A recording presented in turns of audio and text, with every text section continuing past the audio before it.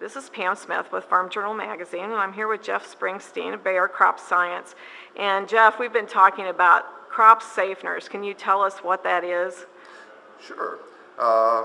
Bayer has actually been one of the pioneers in developing crop safeners, and what we utilize safeners for is that there's a lot of good chemistry out on the market. The problem is, though, is a lot of times on these herbicides, when you utilize them to kill weeds, they can also have selectivity issues on the crop. And we saw that with a product like Balance when it was introduced. At certain rates, you started to see injury, and unacceptable at times injury, on the actual corn crop.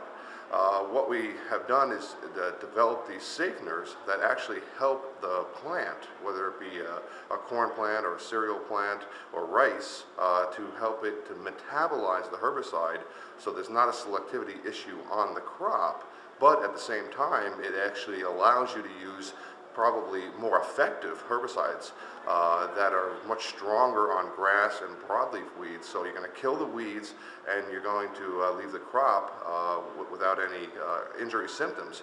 And a great example of that is now Balance Flex. We introduced Balance Flex in 2009.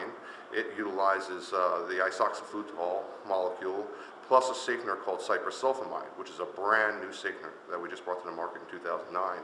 That safener gives you selectivity or safety on the crop both pre and post, which is something that is brand new. Most of your safeners on the market today are more post safeners. So it gives you pre and post safety, foliar as well as soil safety. So now Balance Flex, you can use up to V2, and you have no concerns whatsoever as far as crop injury problems.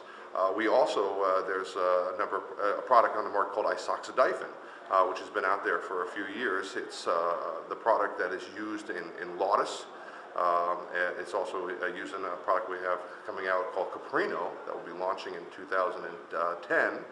But what a lot of people don't realize too is this is also the safener that's used in the DuPont Q technology as well as Status. And that is actually our safener, our isoxadifen, that safens those chemicals as well. Okay, and these are all in corn, right? Why is it only in corn?